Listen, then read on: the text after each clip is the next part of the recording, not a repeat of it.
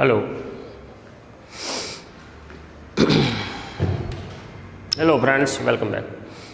SN विद्यालयના E learning પ્રોગ્રામમાં હું પિનાકિન રાવલ આપને ફરીથી આવકારું છું। મિત્રો, આપણા એસી ચેપ્ટર જે ચાલુ છે પ્રત્યાવર્તી પ્રવાહ, એનો છેલ્લો મુદ્દો આપણે ચર્ચા કરવાની છે આજે થિયરી પોઈન્ટ ઓફ વ્યૂથી, દેટ ઇઝ ટ્રાન્સફોર્મર।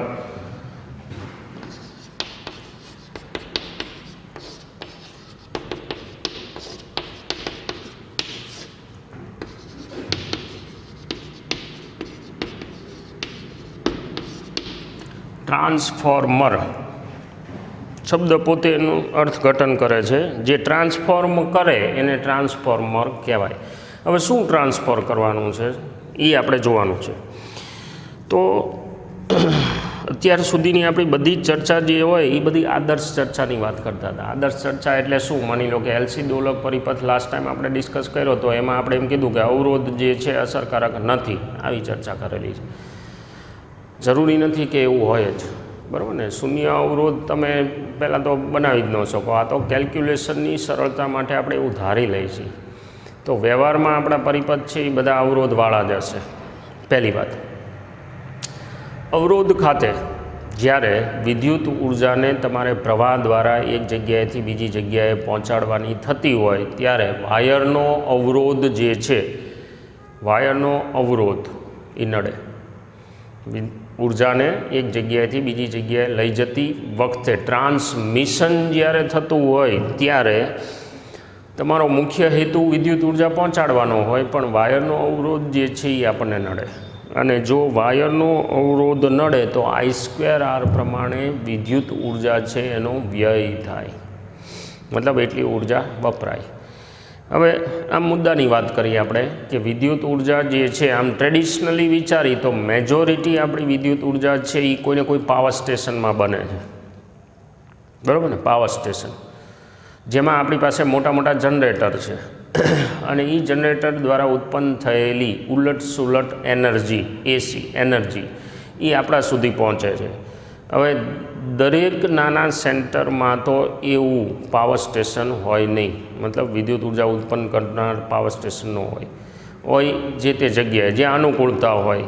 માની લો કે ટ્રેડિશનલ હોય, કન્વેન્શનલ હોય તો જ્યાં કોલસો બાળી અને એમાંથી થર્મલ પાવર સ્ટેશન હોય તો એમાંથી કોલસો બાળીને એની બાષ્પ વડે જનરેટર હલાવીને યાંત્રિક ઉર્જાનું વિદ્યુત ઉર્જામાં રૂપાંતરણ થતું હોય। જનરેટરની કાર્યવિધિ આપણને ખબર છે। અથવા તો માની લો કે જળ સ્ત્રોત દ્વારા ઉર્જા મેળવવાની હોય તો જ્યાં ડેમ હોય મોટા, ત્યાં આપણે મોટા જનરેટર ગોઠવીને ત્યાંથી આપણે મેળવી શકીએ વિદ્યુત ઉર્જા। અધરવાઇઝ વિન્ડ એનર્જી હોય તો જ્યાં વિન્ડ ફાર્મ હોય, પવનચક્કી, ત્યાં ઉર્જા બને। અત્યારે તો ભલે આપણે સોલાર પેનલ લગાવી છે એ બધી અલગ વસ્તુ છે, બરાબર, એ તો ઇન્ડિવિજ્યુઅલ વાત છે, પણ મોટા પાયે જ્યાં વિદ્યુત ઉર્જા ઉત્પન્ન થાય એ બધા સ્ટેશન છે એ આપણા ઘરથી તો ઘણે બધે દૂર હોય। હવે અત્યારે આપણી જ વાત કરી તો આપણાથી વણાક બોરી થર્મલ પાવર સ્ટેશન છે જે કન્વેન્શનલ એનર્જી છે એ પ્રોડ્યુસ કરે છે। તો હવે અહીંયાથી અહીં સુધી ઉર્જા લગભગ 400-500 કિલોમીટર થાય। વાયરની લંબાઈ સાથે અવરોધને સમચલન હોય, આપણે ભણેલા છીએ, મતલબ અવરોધ વધે અને અવરોધ વધે તો I²R પ્રમાણે અહીંયાથી અહીં સુધી ઉર્જા પહોંચે, ત્યાંથી એ લોકોએ રૂપિયો નાખ્યો હોય તો આપણા હાથમાં 5 પૈસા ન પહોંચે, બરાબર છે ને। અહીંયા આવતા આવતા સુરસુર્યું થઈ જાય। તો આવું ન થાય એના માટે ટ્રાન્સફોર્મર જે છે એની મદદથી આપણે ઉર્જા બચાવવાનો પ્રયત્ન કરીએ છીએ। કેવી રીતે? મહત્ત્વનું સાધન જ એટલે કહેવાય। કેવી રીતે ઉર્જા આપણને એમાં બચતના સ્વરૂપમાં મળે છે એ આપણે સમજવાનું છે।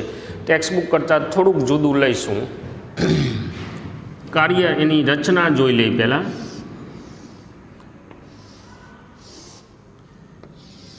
એક નરમ લોખંડની ફ્રેમ, પટ્ટી, ધાતુની પટ્ટી,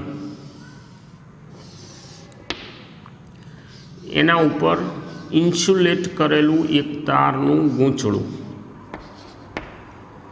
અને આ જગ્યાએ બીજું એક તારનું ગૂંચળું। આ સાઈડ આપણે ઇનપુટ નામ પાડી, આ સાઈડ આઉટપુટ નામ પાડી, અથવા તો આને પ્રાથમિક ગૂંચળું કહેવાય, પ્રાઇમરી કોઇલ, અને આને ગૌણ ગૂંચળું કહેવાય, સેકન્ડરી કોઇલ। અહીંયા આટાની સંખ્યા NP છે, અહીંયા આટાની સંખ્યા NS છે. જે આ ફ્રેમ છે એ નરમ લોખંડની છે. નરમ લોખંડ એટલે ખૂંચી જાય એવું નહીં, પણ સોફ્ટ ફેરોમેગ્નેટિક દ્રવ્ય. આપણે અગાઉ વાત કરેલી છે, સોફ્ટ ફેરો જે છે એ ચુંબકત્વ ખૂબ જ ઊંચી માત્રામાં ધારણ કરે. હવે પ્રાથમિક ગૂંચળું જે છે એ પ્રાથમિક ગૂંચળાનો અવરોધ ઓછો રાખી, ઓછો શૂન્યની વાત નથી કરતા હો, અવરોધ ઓછો રાખીને, શું કામ તમે સમજી શકો એવડા મોટા થઈ ગયા હવે ફિઝિક્સમાં. તો પ્રાથમિક ગૂંચળાનો અવરોધ ઓછો રાખી અને અહીંયાથી આપણે સપ્લાય આપી, મતલબ કે આપણી પાસે કોઈ ચોક્કસ વોલ્ટેજ VP છે એને આપણે અહીંયા આપી છે. અને હશે એ કેવા? ઉલટ સુલટ. બરાબર, ઇન્ડક્ટરમાં કાયમ આપણે હવે આમ થયું તે આપણે પિક્ચરનો હીરો જ છે એ AC છે, એટલે ઉલટ સુલટ સપ્લાય આપણે અહીંયાથી આપેલો છે. ઘટના શું બનશે? તમે જે વોલ્ટેજ આપો છો એના કારણે આમાં દોડતા પ્રવાહના લીધે ચુંબકીય ક્ષેત્ર રેખાઓ અહીંયા સંકળાય.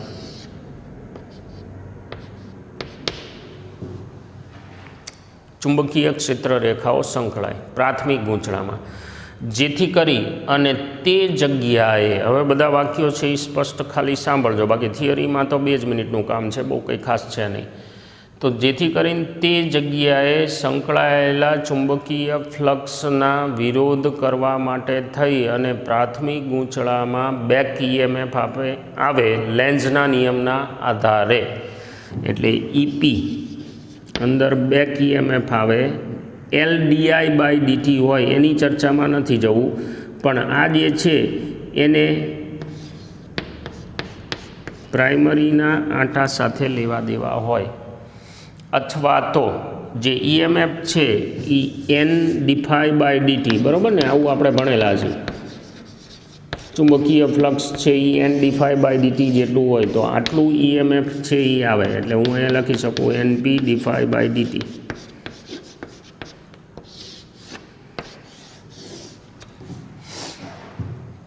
પ્રાથમિક જે તમારું ગૂંચળું છે પેલી બાજુ એની સાથે સંકળાયેલું ચુંબકીય ફ્લક્સ, અને એ ચુંબકીય ફ્લક્સમાં ફેરાડેના નિયમ પ્રમાણે સંકળાયેલા ફ્લક્સના ફેરફારને અનુરૂપ પ્રેરિત EMF તમને મળે.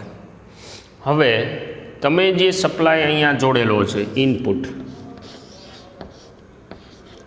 એ ગૂંચળા આખાનો અવરોધ જો નહિવત હોય તો વ્યય પામતી ઉર્જા છે એ નહિવત હોવાના કારણે VP જે છે એ જસ્ટ ઇક્વલ ટુ EP થાય.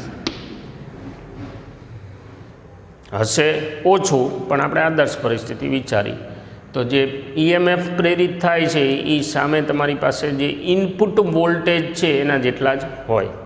હવે તમે જે કોર વીંટાળેલી છે, નરમ લોખંડનું આ જે આખો ભાગ છે, એ કોર છે એ સોફ્ટ ફેરોમેગ્નેટિક દ્રવ્ય હોવાના કારણે જે ચુંબકીય ફ્લક્સ સંકળાય છે એ લગભગ બધું જ, શબ્દ ધ્યાનમાં રાખશું આપણે, ચુંબકીય ફ્લક્સ લગભગ બધું જ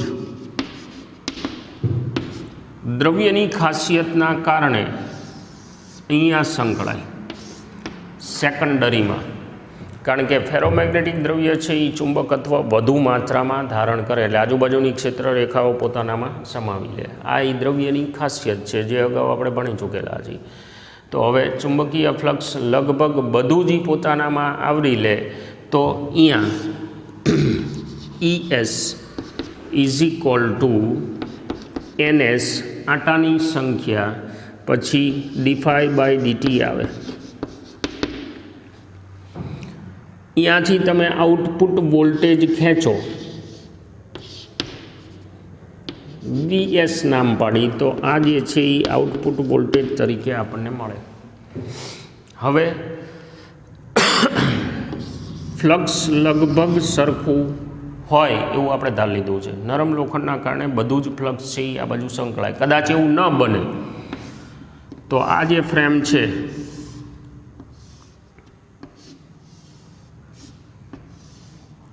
એને આ પ્રકારની બનાવી અને પ્રાઇમરી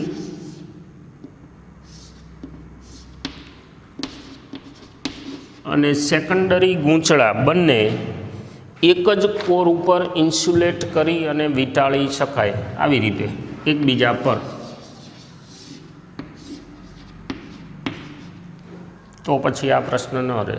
તો પછી હું સમીકરણ નંબર 1 અને 2 એનો ગુણોત્તર લઉં તો આ કોણ છે? વીપી.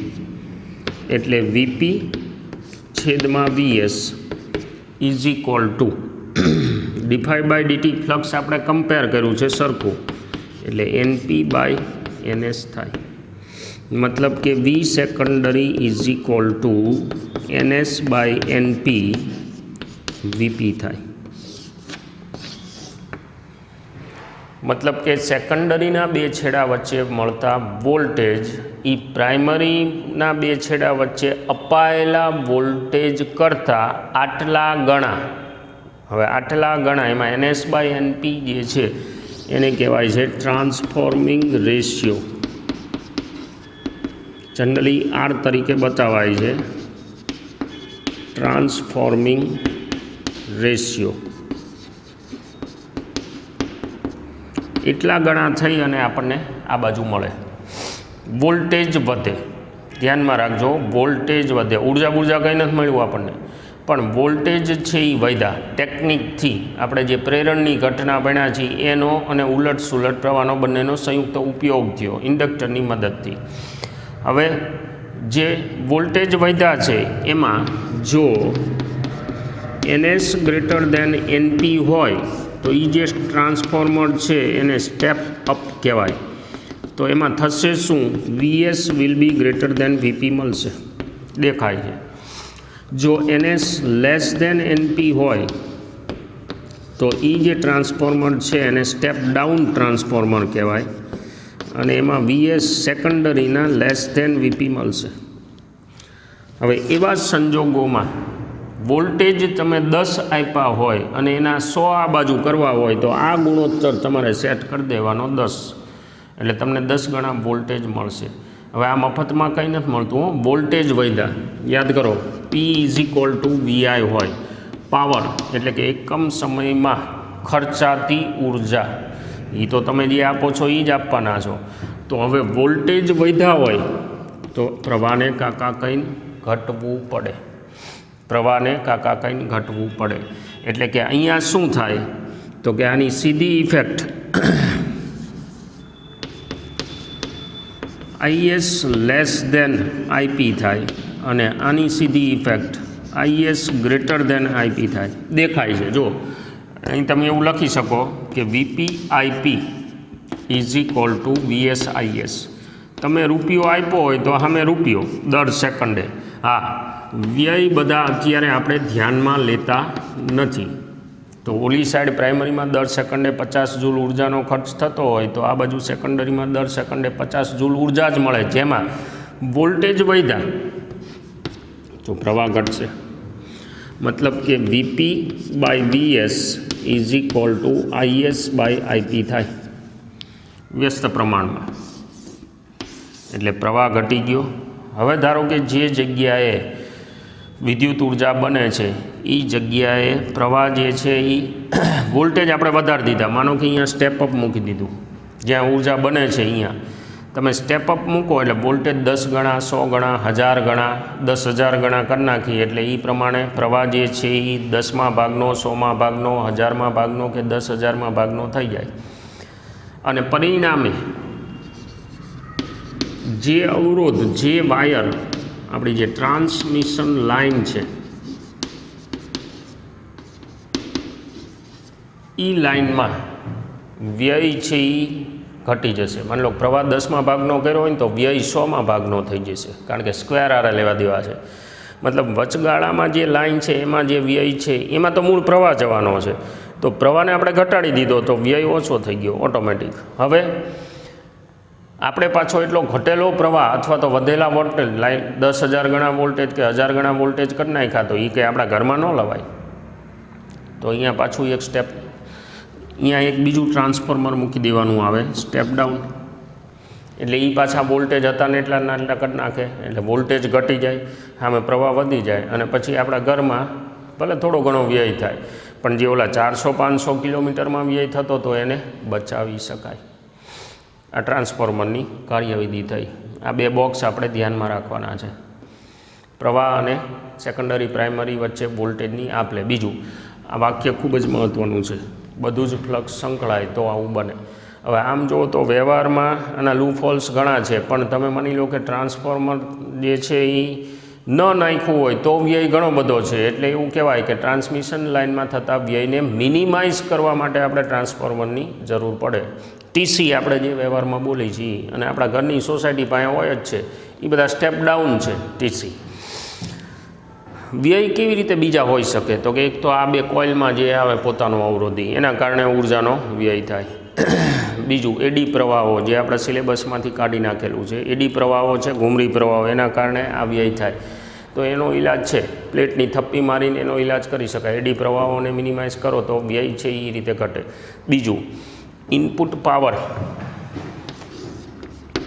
આપણે આ લખેલું છે પણ એકચ્યુઅલમાં હોય શું? તો કે ઇનપુટ પાવર હંમેશા વધારે જ હોય. આ તો આદર્શ પરિસ્થિતિ થઈ.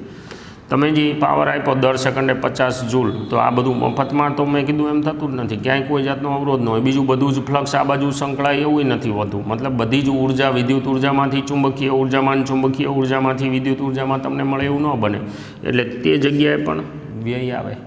બીજું, ફ્લક્સ જે છે એ ફેરફાર થાય છે પ્રત્યાવર્તી રીતે. તો પછી તમારું જે આ દ્રવ્ય છે એ દ્રવ્ય કયું? કોઇલનું દ્રવ્ય હારવાર તમારું આ કોરનું દ્રવ્ય. તો એની અંદર તે આ જે પ્રત્યાવર્તી પ્રવાહો છે એના કારણે ગરમી, ઉષ્મા ઉર્જા ઉત્પન્ન થાય. તમને ડિટેલમાં બધા મુદ્દા આપેલા છે, ખાલી વાંચવાની વાત છે એ. એટલે એ કંઈ બહુ લાંબી ચર્ચાનો વિષય નથી, પણ ટ્રાન્સફોર્મરની મદદથી તમે વ્યય જે છે એને મિનિમાઇઝ કરી શકો. બાકી વાંચવાનો ટૉપિક છે, થિયરી આપણી પૂરી થઈ ગઈ. હા, તમને એવું થાય કે સાહેબ તમે વચ્ચે એક ભાગ ઉડાડ્યો, કયો? Power factor. નથી ઉડાડ્યો, આપણા સિલેબસમાં નથી, બરાબર. કયો? 70% સિલેબસ જે આપણને કીધો છે અત્યારે, 30% કાપ્યો ને બોર્ડે, તો એમાંથી આપણો મુદ્દા નંબર 7.7 એસીમાં પાવર ફેક્ટર છે એને સિલેબસમાં કાઉન્ટ કરેલો નથી, એટલે આપણે ડિસ્કસ નથી કર્યું. તમે વાંચો તો એમાં કંઈ છે નહીં. એટલે તમારે ખરેખર ફિઝિક્સ આખું ભણવાનું થતું હોય તો કંઈ વાંધો નથી. હા, અત્યારે આપણે 70% કવરેજ કરીશ ભાઈ, પતી જાય ભાઈ, કરશું યાર. માની લો કે હજુ આગળ જતાં શું પરિસ્થિતિ થાય છે તો આપણને કોઈને ખબર નથી. અત્યારે આપણે બોર્ડે જે પ્રિસ્ક્રાઇબ કર્યું એ મુદ્દા જ પકડી છીએ, એટલે ઉદાહરણો એવી જ રીતે આપણે ગણશું કે જેમાં બોર્ડે આપણને જે પ્રિસ્ક્રાઇબ કરેલું છે એટલા જ ઉદાહરણો ગણવાના છે. એટલે વધુ ચર્ચા આપણે ટૂંકમાં નહીં કરી. થિયરીનો ભાગ આપણો પૂરો થયો. ઉદાહરણો જે છે એની ચર્ચા હવે કરશું, પણ એક અલ્પવિરામ લઈ લઈ. આવતા લેક્ચરમાં જેટલા ઉદાહરણો બાકી છે ત્યાંથી આ ચેપ્ટર જે છે એના ઉદાહરણો ગણી લઈશું, અને તમે વાંચતા રહેશો. ટેક્સ્ટબુક કરતાં મેં કીધું એમ એકદમ હળવી શૈલીમાં અને બહુ સરળ લાગે એવી ભાષામાં આપણે વાત કરી છે. આપણને ખબર છે ટેક્સ્ટબુકની ભાષા. એટલે અલ્ટિમેટલી આ ફ્લક્સના ફેરફારો વડે મળેલી રચના છે આપણને ટ્રાન્સફોર્મર. બાકી કદાચ કાંઈ પણ એવું કન્ફ્યુઝન રહે તો નોંધ કરીને રાખજો. મળશું ત્યારે સોલ્વ કરશું. રજા લો. Thank you.